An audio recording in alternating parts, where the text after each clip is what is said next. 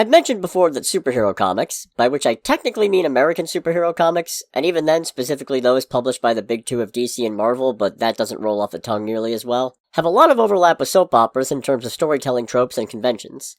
Fake-out deaths, easy amnesia, long-standing relationships ending at the drop of a hat. Or where this week's subject, Cassandra Nova, is concerned, the evil twin. Okay, so technically she's not actually an evil twin. She's actually something much, much worse. Cassandra's a manifestation of a concept that the alien Shi'ar race call the Mumadrai, or anti-self, an equal and opposite entity that exists of each individual which must be fought prior to being born. Cassandra Nova is the anti-self of Charles Xavier, but thanks to his genetic potential she was able to manifest as an actual physical twin. The two fought in the womb and Charles emerged victorious, but while Cassandra was presumed dead, she'd actually survived, and manifested as a cluster of cells in a wall for some reason. For decades, she remained hidden, creating a physical form for herself, before finally making her move by reaching out to Donald Trask III, cousin of Bolivar Trask, creator of the Sentinels.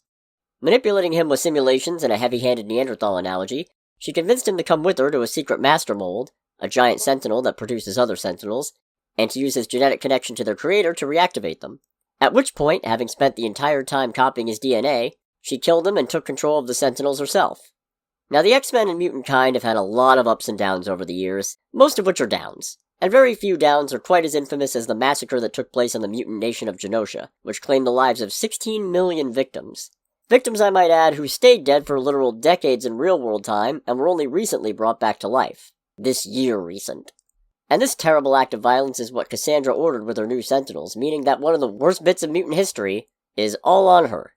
Wolverine was able to stop her from issuing more commands by severing her vocal cords, and she was brought to the X-Mansion, where she then incapacitated the rest of the team and tried to reach Cerebra, the machine Xavier and occasionally others used to detect mutants, only to have her neck snapped by Emma Frost and then be shot multiple times by Xavier.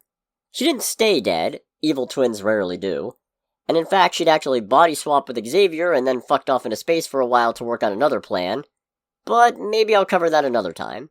Suffice it to say, with Cassandra confirmed to be an antagonist in Deadpool and Wolverine, our heroes should be very, very worried. Next week, the story that I was afraid Deadpool 3 was going to be. And still might be, I guess?